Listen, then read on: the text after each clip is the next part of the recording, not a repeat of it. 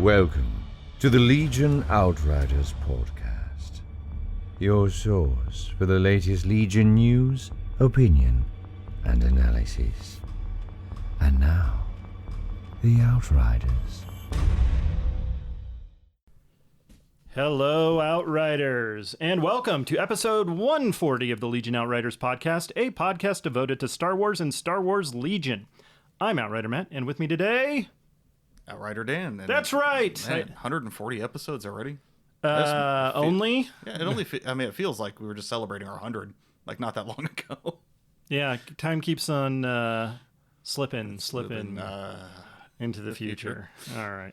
But before we get started on today's episode, we'd like to take a moment to thank our patrons that make recording and publishing the show possible. If you'd like to support the show, head on over to patreon.com/Legion Outriders. Speaking of which, all those Blizzard Force Stormtrooper cards are packaged up and ready to be mailed out. I'm actually going to do that as soon as we're done recording here. And then I'm going to come back and edit the podcast, and then I'm leaving town. So yeah, should be nice and quick. So if there's any problems with the podcast, Dan, when you listen to it, just too bad. Too bad. Yeah. We're doing it live. We're doing it live. But anyways, on today's show, what do you got for us, Dan? We got some Star Wars news. Good news? Some news. Some news. All right. And it's been a little quiet on the AMG front. It has. I mean, I can't blame them though. As much as they just poured on us. Yeah, there's a reason we had like an hour and a half episode followed by like an hour and 20-minute episode. Yeah. And now it's probably gonna be a little bit shorter today, but we got some good stuff to talk about too. How's it looking on the news front though? And if it's bad news, could you tell it to me in a good way? Well, for Star Wars news, okay. We do have one good piece of news. Oh. We unfortunately reported some bad things last episode about the Knights of the Old Republic remake. Yes. But there's been some good developments with that. It's been confirmed that the development of the game is now being helmed by Saber Interactive. So thanks to the, not thanks to, but because of the issues in development over at Aspire, Saber was already partnering with Aspire during the development of it, but it looks like they're just basically taking over the whole project themselves. I'm so glad you pronounced that. If I had said it, I would have been Aspire. It's ASPYR. Yeah, Aspire makes more sense, though. The funny thing, at least I think it's funny, all of these companies are owned by the Embracer Group, which is the same group that also owns Asmodee, which also owns AMG, which big happy family over here. Which now owns Lord of the Rings and everything else. They're just buying things up. Yeah, I'm curious when the Lord of the Rings minis games are going to land in AMG's lap. Somebody tell Games Workshop. I'm sure that contract will go through its entire term, and then when it's up for bid again, I'm sure they'll be like, I think we'll just give it to ourselves. I'm glad they're not canceling and moving because it's KOTOR. It's KOTOR, and I guess the still bad thing about this is, of course, is the time frame it's going to take. Oh yeah, just push it back another 4 years at this point. Yeah. So the original estimates when Aspire was currently working on it were supposed to be like end of 22, early 23. Obviously, that's not going to happen anymore. So clearly, most projections are like 2025 at this point. So, yeah, that sounds about right. Yeah. What's so tough? It's just, it's a game that's already been made. Just do it again. Just redo the graphics. Just do it. Yeah. No. But speaking of things getting pushed back, Bad Batch Season 2, and this is the least surprising news we've had out of, anything Disney Plus. Obviously, because Andor got pushed back. Well, if Bad Batch had kept its original date of September 28th, there would have been considerable overlap between the two series. And obviously, Disney Plus, you need to keep everything spread out to keep those monthly subscriptions rolling in. Damn you, Andor! No, it's not Andor's fault. No, absolutely not. But no confirmed date as of yet. Guessing though October, November, because that'll bridge the gap nicely between that and Mando, which is coming out in February of next year. So something kind of to fill in between those two. Nothing on Fett yet. Book of Boba Fett. Book of Boba Fett. Yeah, I was doing my. Oh yeah. Fett yell thing. Nothing officially announced, but there, of course, all with the press tours going around, some of the actors, because some of them are in Book of Boba Fett, they're like, Ming-Wan Nen actually said in an interview, I hope they're season 2. So, Wow, because I need more Morrison. Yeah, I mean, he's been in every Disney Plus live action. And I need more of it. So far, I mean, that's the advantage of playing how many 100,000 characters in one. A cast of millions. And speaking of video games, of course, we all know Jedi Survivor is coming out March of next year. Yes. But they announced a tie-in novel. Yes. Called Star Wars Jedi Battle Scars, which will be coming out in early 2023 to kind of bridge the story between Fallen Order and Survivor. Good. I'm glad it's just not going to be a novelization of the game because those are kind of played that. Yeah, exactly. But they're also doing a Jedi Survivor art book coming out alongside of it, and I know you love art books. I do love to collect the art books. Cool. I'll keep an eye out for that one. Yeah. The rest of the Disney news well, at least I'm waiting for D23, which I know is not very Star Wars oriented. They usually put something in. Oh yeah, I mean, because it's Disney as a whole, so they're going to have parks news, and hopefully they'll have some updates about what's going on, in the parks for Galaxy's Edge. Hopefully we'll get those announcements of those Star Tours added scenes that they said they talked about during Celebration. Actually I didn't put this in the notes, and you'll see it because you're going out to Disneyland. Yes, part of your trip. That's going to be part of the trip because we had leftover park hopper passes from Star Wars Celebration, and we got to use them before the end of the year, and the rest of the year is going to be very, very busy, so we're using them now since we got to go out to the design center anyways for the house. Actually, it's a good time of year because everyone's going back to school and everything. So, yeah. But the reason I brought this up is when you go to Galaxy's Edge, you're going to notice a small little bit of construction walls in one area of Galaxy's Edge. Because they've already launched this over in Disney World, but the Batu Bounty Hunters little mini game in the land. You haven't heard of this, have you?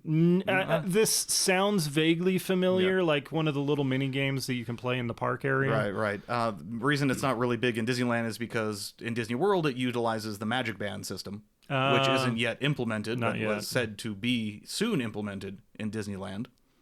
So basically a little wristband you can walk around. It's got an RFID puck on it, and you can tap into things. So basically you tap. So you're not actually, stunning people and putting cuffs on them.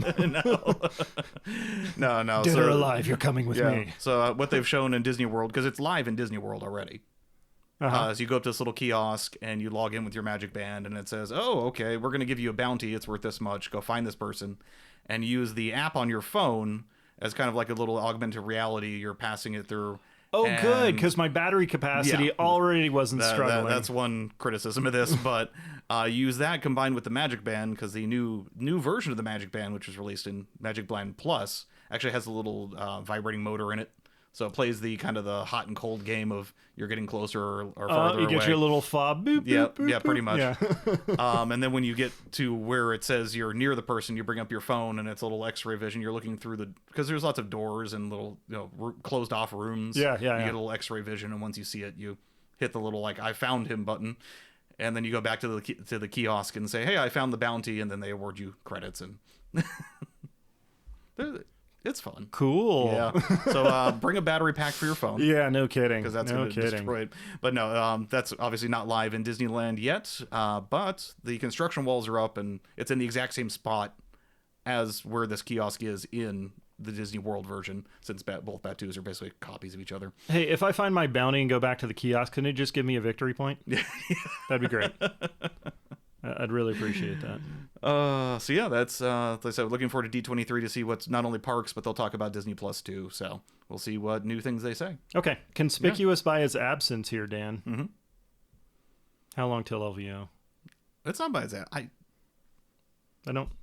Oh, you put it at the very top now. It's no longer one of the notes. It's the headline. Yes.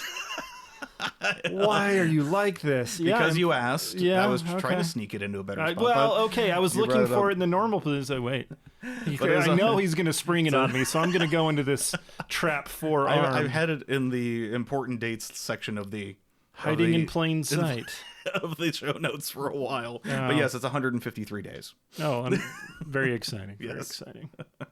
But what you been up to, Dan? Let's get caught up. Oh, man. So, yeah, I mean, since we don't have much Asmodee to talk about, let's, I mean, I've been playing a lot of Bull Shadow Collective, and I've recently dipped back into Imperials with some Shadow Collective contractors. Well, that was a brief flirtation. Yeah. No, of course. On the hobby side of things, though, I have been in a painting rut. I'll be honest with you. Yeah. I have been, trying to nail down a color scheme for pikes. We talked about my difficulties with orange. I did get some good tips, actually, from one of our locals, Patrick, thank you very much, is to put like a mustardy desert tan brown and then orange over that, because the coverage of that, and actually I tested it, and it works quite well. Oh, okay. So I may go back to the orange. No. But no, you won't. my test model for my pikes has seen more simple green. Yeah, get out there with the toothbrush. Yeah, it's been a try something simple green, try simple green. Hey, for those that may not know, I know there's new hobbyists jumping in. It's been a long time since we talked about it. What is the simple green method? Oh, okay. So it's for removing paint. Right. So if you done screwed up and done orange and blue on your models. Yeah. Hey, didn't every movie poster like in the early 2000s come out that was orange and blue? You are not painting movie posters, sir. There's a distinct difference. But yes, so most acrylic paint will just literally peel off the model if soaked in simple green overnight. So yeah, just do it overnight, especially with the I would fear to see what would happen with the soft plastic models if left in for a while. I actually haven't, even with my soft plastics that I have stripped in simple green. Yeah, I've left it, overnight, maybe a day. I think 2 days. I think I forgot about it one day, and there was no outstanding damage. I've definitely left models for like a month that I completely forgot about out in the garage. Yeah, a month. But they were metal, so it didn't matter as much. But usually what you want to do after they're soaked is take them to the sink, because they're going to fleck everywhere, and just get like a soft toothbrush and just kind of go at it, getting in those crevices. Get in there deep. Yeah. I found it doesn't take off the primer for Army Painter. I use Army Painter for my set. Really? Okay. So which is good. I mean, I want to take it back down to primer anyway. I'd still do a light coat over the top, but... No, I haven't had any problems with just repriming. I mean, rinsing it well, obviously, to get all the simple green off of it. Your mileage may vary. Yeah, your mileage may vary, of course. But yeah. No, it's been effective for wiping out mistakes, especially when I first started trying to paint faces. Paint faces also. Paint faces, yes. Yeah. Painting faces was a fun step in my hobby career. Gotcha. But yeah, like I said, I've been in a painting rut trying to figure this out. I've been doing a lot of prints for work, because once my current shop foreman saw all the cool stuff I was printing for my own workflow at work, he had a couple suggestions of other things we can print, and this one I am actually getting paid for. So. Oh, nice. So unfortunately, that has cut into my working on table 2. Well, sir, you have 153 days, days. Yeah. But that creeps up on you real fast. It I does. remember last year. Jeez. At least I was reminded by my lovely girlfriend that I'm like, oh yeah, I got this much time till LVO. She's like, yeah, you said that last year, and you were furiously painting the last 2 weeks before that. I remember. Oh, so she's got more wisdom on this than you do. Yeah. But yeah, no, I have played some games, both with Shadow Collective, mainly Maul and spamming a crap ton of pikes. That seems to be what is happening. People love the pikes, and pikes are pretty fun. Yeah. But I mean, pikes, they're evasion tanks. Yeah. Problem is, if you can get past that hypervelocity, we'll get a little more into that later. They kind of fold. But my most recent list, actually, I played earlier this week at are the usual Thursday night Legion night at the game store, which we had an amazing turnout. We had 8 active players going, so 4 full games. Oh, that's good. Holy cow. We actually had ran out of table space in the mini gaming area because there was a D&D group there taking up the whole Yeah, that D&D group. Don't they know it's Star Wars night? But yeah, D&Ders. But no, we've had a decent influx of new players. That's awesome. We had at that last night of all those games playing, I think there were 3 new players playing, which was great. I'm gonna have to go into my stash of promos and start, handing those out again. It was great. I played Aiden with Inferno Squad. Oh yeah, because if I go back to Empire, it's got to be Aiden. Yeah. Everyone expects that at this point. Aiden Inferno Squad, 2 snipers, assisted by 2 shore troopers with T-21s, 2 mortars, and then a capo with 2 disruptor and capo pikes. Oh, interesting. Okay. Yeah, so it was 11 activations. Nice. And then got the new players set up with some of the people who are good with dealing with new players. Okay, yeah. Some people have the temperament. Yeah. And I played another player in our group, Michael, who is a droid fanatic. Yeah. And I think droids are becoming the most popular in this area, at least in our play group here. It's these damn millennials, you know? Yeah. But he is loving the heck out of Droid Invasion, mainly for running 8 sets of B1s. So 8 his list was 8 B1s with a sprinkling of upgrades, some rockets, some E5Cs. Yeah, just keep it spicy. Some repair droids. Of course, you're required to take an AAT, so he had an AAT in there, and he had Grievous as his leader. I'm loving everything about this so far. 10 activations, but each of those activations was fairly beefy because even his weakest B1 squad just had the repair bot and electro binoculars on it. So, wow. Yeah, so still 7 hit points on that. Luckily, I got a good advantage in the battle card phase because we pulled Recover the Supplies, Advanced Positions, and Fortified Positions. Oh, interesting. Okay. Yep. So thanks to that deployment zone, I was able to... Because, of course, there's one box in the middle, and, being Infiltrate, I went straight for that. I was blue player, by the way. I was at 795. He was at 800 even. I love it. Got Recover the Supplies, center box. Thanks to Recover the Supplies being you can be 2 outside your deployment zone, and Advanced Positions basically goes to the center of the board, I was able to make an L of barricades left, and right of the center box. Put Iden on the middle of that. And grab and run, and it was an entire game of run away from the tank. That seems sensible. Did you have much? I don't think you had much in the way of AT, did you? No, of anti-tank? No, well, I mean, the Disruptors have impacts. The T-21s have critical. Okay. The Mortars have critical. Okay, that's fair. But after putting about 2 or 3 wounds into the tank, and then his repair droids walking behind it and just taking them all off, I'm like, no, I'm not gonna go for that anymore. Nope. So, seems like a losing proposition, honestly.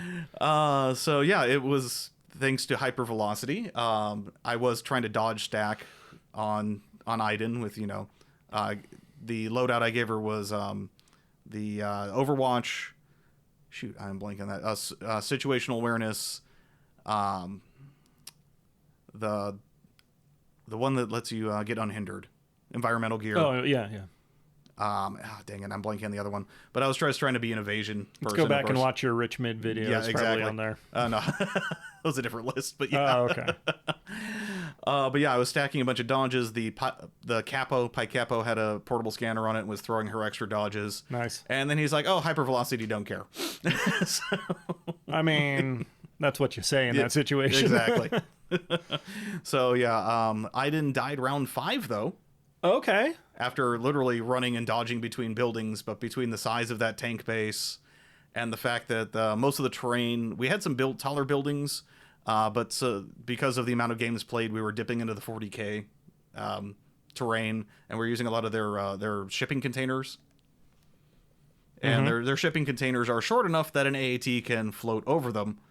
And they were we had them deployed close enough where he actually was putting his AAT on top of them and then just literally leapfrogging to the next one because he had enough movement and it's still balanced on top of it.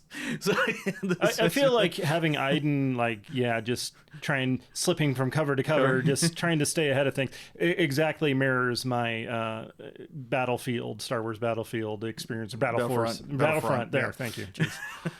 Man. So yeah, she eventually died round 5. I then had a squad of shore troopers go and pick up the box and then run behind a building.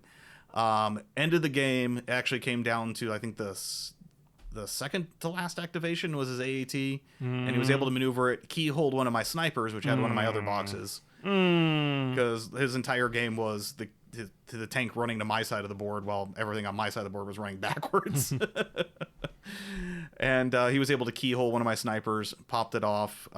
Fortunately, I didn't have another unit nearby enough to be able to run and pick it up. So he had obviously killed more than I had. Oh, so it went to tie. We tied on boxes. He had 2, I had 2, and then I dropped one. And he went to kills, and he went on kills. So, he admitted the entire game he was like not confident he could catch Aiden. Oh wow! Well, it turns out tanks are a good answer for that too. Tanks are a good. I mean, yeah. I think we've joked before that droid players will just have to settle for having the best tank in the game. Yeah. Poor droids. Yeah. So that was my wonderful game. I mean, it was fun. You were this close. This close. You were on the verge of greatness. Wow. Well, I haven't gotten to get as much game time as I had time on Monday, but we ended up playing our Imperial Assault campaign instead. Well, we finished it. Yeah, we finished. Yeah, we did the Flight of the Freedom Fighter, which is fun to say. And the last mission was literally a Vader hallway. Ooh, spoilers! Spoilers, Not yeah. everybody. Okay, Yeah, all that's right. fun. For how old is that game? Yeah, that's fair. All right. No but luckily we all had enough movement modification. We're just like, bye. Yeah. Just run right past him. Man, we laced up our Nikes and went for the exit. That was you Vader. Yeah. Goodbye. But that was a lot of fun. I did get a little bit of hobby time in. I finally got all the Tauntauns assembled, so just need to pick up one more box of Rebel Veterans, and my Echo-based defenders are ready to go. Nice. Yeah, I'm gonna play around with that list a little bit. Other than that, actually, on Thursday, another reason I wasn't at the game store that night is I was recording with Rich Mid Gaming again. You might have recalled that we did a little kind of Legion sit-down a couple months. Dan went on to talk about Iden Versio. Can you guess who I talked about? No, I can't. Okay. Well, the only commander I've played consistently for the last meaningful amount of time, our buddy Gideon, the old rebel officer. Yep. Yeah. Let me tell you though, it was really good to sit down with him, and I'll post links up to the thing when it comes up. But dude, he asked some really good questions that I was like, I don't know. It's a rebel officer. He's just there to make the T-47s do. So I ended up talking about the T-47s more than him. Because it's like he just keeps them going. He's there. He provides a little bit of leadership. He can do some stuff, but he's so cheap. Yep, that's what cheap. You take him for. But because I went back and watched your interview, and you were like, boom, in-depth tactical Iden, and there's just different loadouts, and I was like, I don't know, vigilance. Well, yeah, I mean that's the generic officers. Yeah. They don't have portable scanner, maybe. Yeah, there's not much depth you can do with them. They don't even have their own command cards, So it's like, yeah. So ours was a little bit shorter, but it was really good. It was fun, but I really didn't feel comfortable like sitting down trying to do a deep dive. I've done a smattering of other commanders, and Grievous is the last one I played. But I need to get Han out. He's awaiting painting right now, but along with everything else. But it was good. It was a lot of fun. But other than that, any last notes from your games? We had a lot of turnout. That sounds great. And our previous weekend event before that, which of course our local game store does, the casual weekends every second weekend of the month.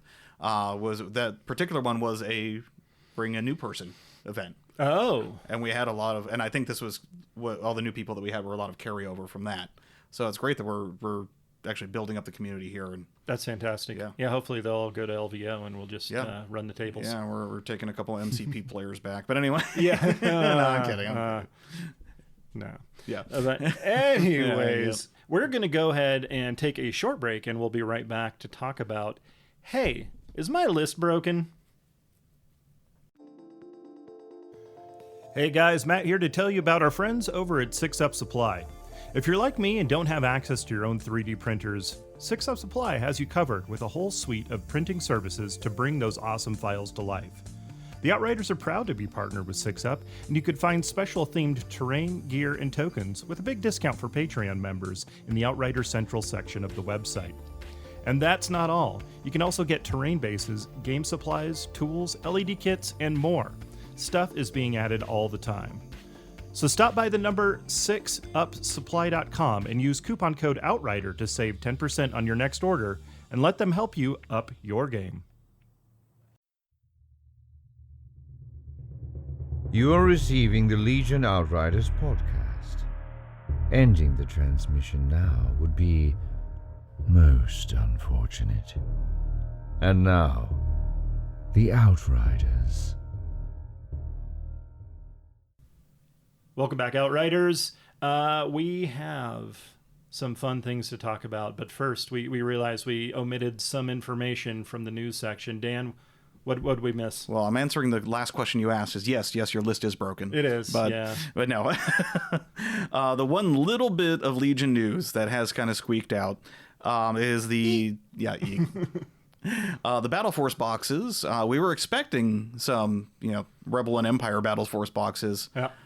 And without any sort of announcement or anything, the dates just changed on the Asmodee store. So if you were had one on pre-order expecting, just be aware that the Rebel and Imperial ones will be coming out a little bit later. The 501st and Separative Invasion ones are unchanged. They're still September 16th, so relatively pretty close here.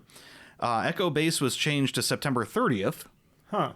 And Blizzard Force all the way to Halloween at October 31st. Wah. Yeah. So, of course, like I said, no announcements.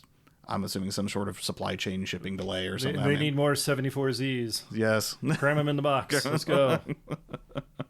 Right. Or maybe they didn't have enough, core box Vader models and they had to crack out.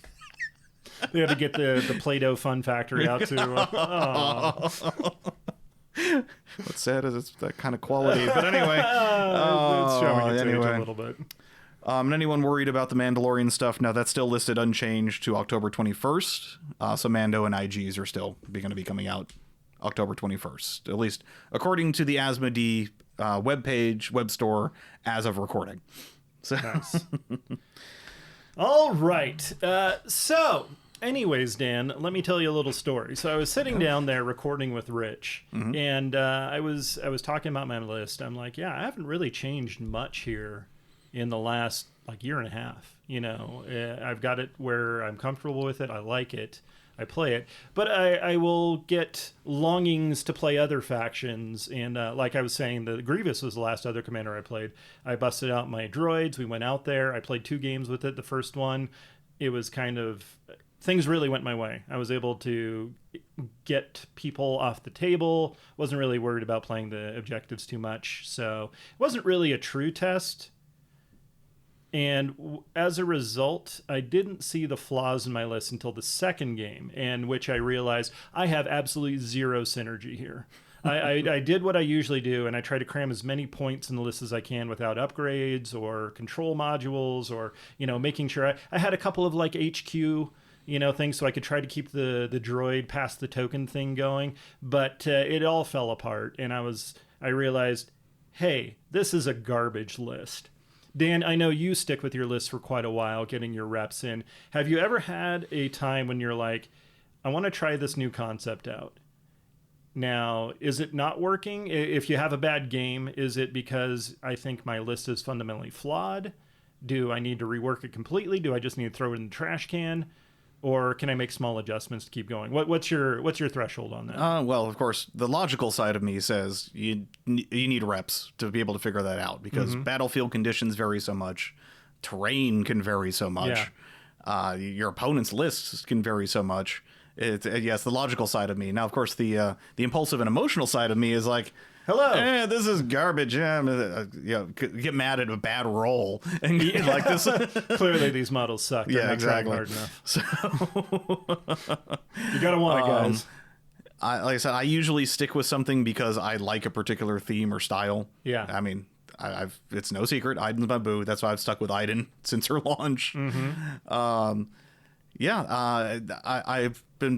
gotten 8 or 9 games of Shadow Collective in with Maul and Pikes, tweaking up various little things, and I've had mediocre success. I'm gonna be honest with you. It may be my skill level. I don't know. Me not clicking with the list, because I've had just under 50% win rate.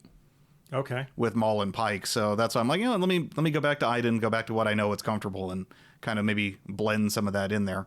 I know you were kind of working from the ground up, learning to wield your saber guys. In the first, I think you played me first off in that one, and obviously we talked about it. Maul got exposed and all that. Have you had any luck with that? Is Maul still got a good place in your list? I just think I'm too used to playing Vader, and they play very differently on that. That's right. You did play Vader for a while. I keep forgetting that. I'm so used to your Special Forces guys. Oh yeah, because either Vader makes a special guest appearance alongside the Special Forces guys, which I talked about in that Rich Mid Gaming. We keep bringing that up. Yeah. Or of course Salient. In the early games, it was mostly Veers in the early games, but yeah. The Veers days. Yeah, but yeah, no, they do play very differently. Vader is that slowly moving unstoppable force versus the Maul is the jumpy, kind of sporadic, sick flips, totally and cuts people's heads off. Exactly. I had gotten better in subsequent games of burying him, getting him into, and then force pulling another person in so they can't just walk away. Yeah. Kind of situation. So, I mean, I'm not an expert with saber users. I consider myself competent with them. So. That actually brings up a great point. A while back when I was first getting like, oh, I'm going to be Rebels, this is what I'm going to be playing, like 2 years ago or something, I'm going to focus on my Rebels, I was having trouble. I had the T-47 list because this is right after I think they got the points adjustment. They were so cheap. Actually, I think it was right before that, and then they got cheaper, and it was like, yes, I'm absolutely playing this. I was having trouble figuring out what to do with the list and how to play it and all that, and I actually went to talk to Jeff because he's a longtime Rebel player, and that's one of the things you can do if you've got a good community of players. If you've got somebody that's more experienced in the faction that you're interested in, workshop it a little bit. We definitely had exchanges back and forth, like, oh, let's tweak this. Maybe you could try this, drop this guy, bring in an upgrade, and that's when you start making the fine tuning adjustments for it. Like I felt like the core was there. Because, it's big power for a cheap price. You just need to know how to wield it. And through a series of maybe about 6 games, I kind of landed on this list that's been locked in for so long for me. And it was good. So definitely reach out to people that, that's what Discords are for too, right? Yeah, they've got the Rebel faction chats or whatever faction chat you're into. I'm not going to judge you, but speaking, I still need to go grab my swoops and build them up now that my tauntauns are done. 2 years too late. But the other thing can be true, though, where I was talking about that droid list. I did enjoy playing Separatist quite a bit. CIS is having some big fun right now.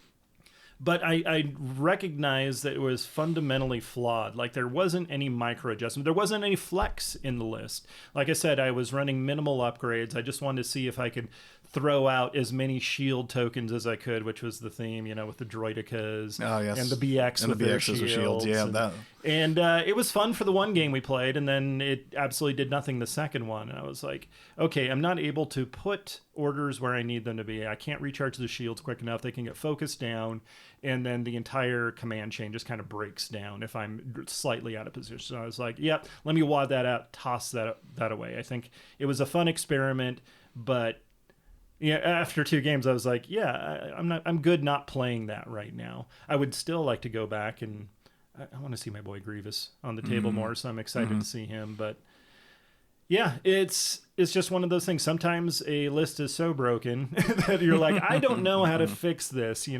I can identifying the problems of what's happening during a game or afterwards, just having that post-mortem that you can kind of go down and dissect exactly what it is. And then you can really do some kind of self-inventory there. It's like, did I play this wrong? For instance, like when the Wookiees were coming out, we got all those. I was like, oh, I did armor skew with the one list. I'm going to do, fuzzy, furry wound skew on the other one, because that's how I like to do things. And I suck at Wookiees. I think John was tearing up from across town somehow. He didn't know why. He was getting a little misty. I suck at Wookiees. And that's something I feel like if I put more time in, obviously I'll probably get better at them. I just don't have anything that plays like them right now. So it's kind of like rebuilding the roadways to learn the list. But I was feeling that wasn't going to be worth my time. So I was still enjoying T-47, still my list, clearly, because I keep talking about it. But that was one I had big ideas on, and I'm curious how it's going to go when the Tauntauns hit the table here, because they're brought into line, I think. They're still good units, ostensibly. And I'm hoping the theme force, the battle force, will give them some life there. No T-47s, but a lot of the list is going to be the same, so it's not going to be quite reinventing the wheel, because, I play the Rebel Veterans, I play the Mark II blasters, I'm going to have a Rebel officer in there, but the additions to the list, which I'm going to need to get practice with, is going to be Han, Chewie, Tauntauns. So, and I'm curious if they're going to be able to do enough heavy lifting that I can expect them to have the same damage output and, honestly, flexibility that I'm used to with the heavy, flyers there. Yeah, I mean, you definitely have wounds. You have short range pierce. Yeah. It's down to that range too, and right. So I think close and personal. Yeah. Range control is going to be your biggest thing, and unfortunately, that can lead a lot into the terrain on the table. If you're able to take advantage, if you have the terrain on the table that you can take advantage of, or whether or not you're at an event where there's so many tables that they're having to dip into the lesser used random 40k stuff. just crumbling styrofoam coming off the edge of whatever it is. Yeah. So that's a good point. I'm not used to playing range 2. Everything I have is range 3 right now, or range 4. But playing that short range game, I haven't done that since Legion first came out, and Han was new and fresh-faced, horribly fresh-faced. But that's a good point. I got to think about that, Dan. Thank you. That's actually something for me to process in the back of my mind. I got to be hugging that terrain, try to channel my inner Iden, I guess. Okay. Oh yeah. So back to your pike list. Do you think there's something that's fundamentally lacking from your list? Yeah. It was spread to. I think it was too homogenous. Where I had literally, it was 6 things of pikes with just the disruptor, and then some capos. We've seen in a lot of the events going out right now that making, instead of having 6 all the same, having 4 stronger and 2 weaker has been a lot more effective. Interesting. Because most of the events that have been going on, and by events I mean what was that? LSO. What was it? Gen Con, things like that. There was a higher amount of 2 naked pikes and then some pikes with the disruptor and a capo in it. Oh, wow. And trying that, and like I said, my last game, I had pikes with a disruptor and a capo in it. Those not only were more robust because they had an extra guy in it, extra health point, but that's independent surge on something that doesn't natively surge for attack. I can't tell you how many times Black Dice have rolled surges on me with those units. And I'm like, ooh, paint. Oh, so sad. Yeah, it was an emotional roller coaster.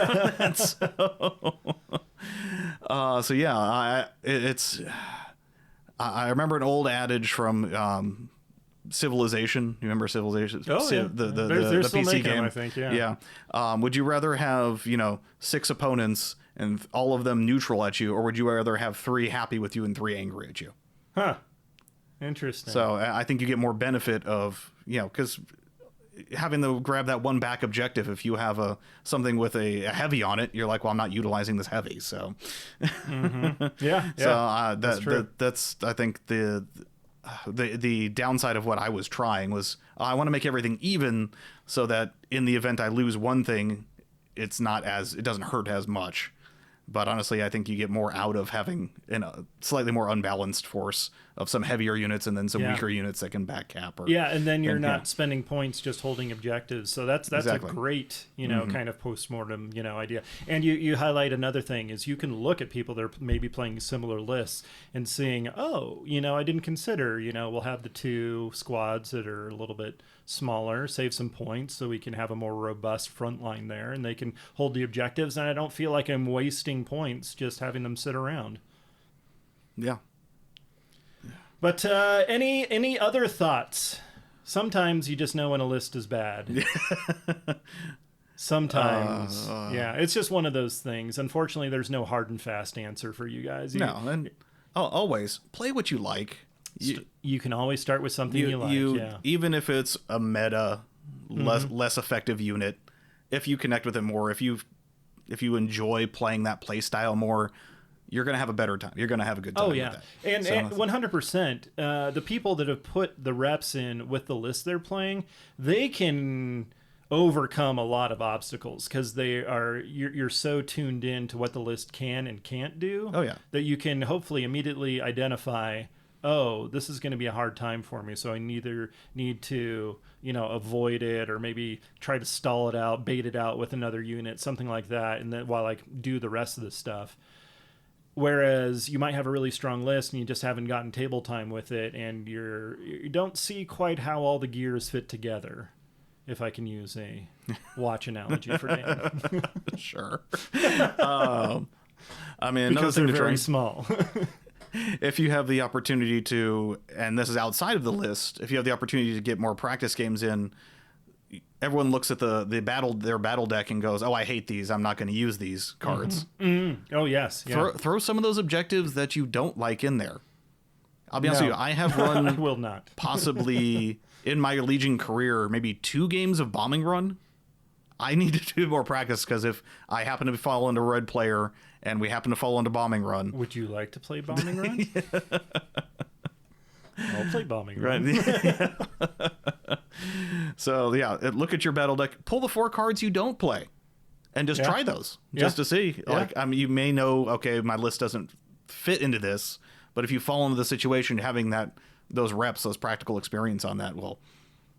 Yeah, and that could be one of the differences if you've got a really, what your battle deck can do, and the optimal scenarios to be looking for with your list, or if which ones you really need to ban to pass on. Yeah, because I think the least popular deployment out there is probably Disarray. Yes. I wouldn't be I hate it. bad in staying that. Mm-hmm. No. Because I played Infiltrate so much, I actually like it because I'm used to deploying in weird positions and situations. So you absolute horrible person. You're a monster. So I recommend more people try Disarray because when that comes up, it can throw some people completely off. What, you got stonks in Disarray? Yes, Come I got on. stonks in Disarray. Wow. But there is some wisdom there, of course. Get outside your comfort zone. I'd love every game to be, limited viz battle lines, but you can't always have it your way, I guess. Yeah. Everybody else has a different battle deck. Sometimes you got to throw in that hostage exchange. Yeah. Well, actually, you know what? Now that you brought that up, I think I played hostage exchange less than I have bombing run. So I'll have to. Yeah. I can think of 2 times I've played hostage exchange. Yeah, it's definitely a weak point.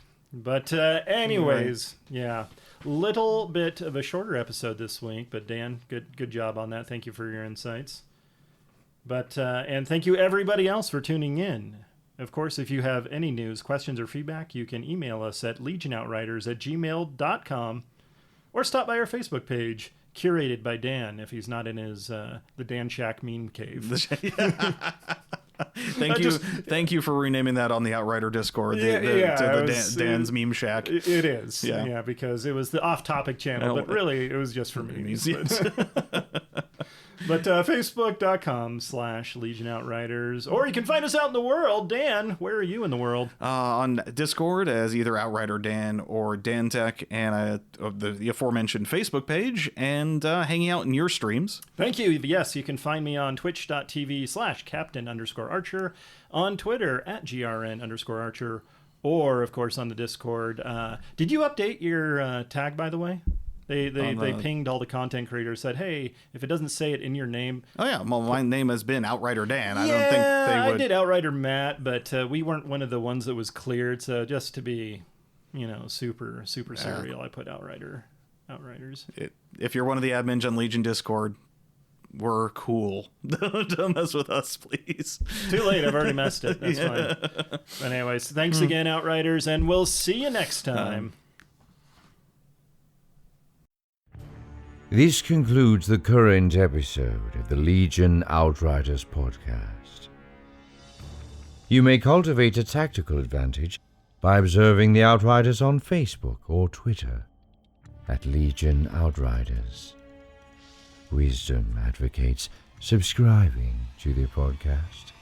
Acting otherwise is reckless.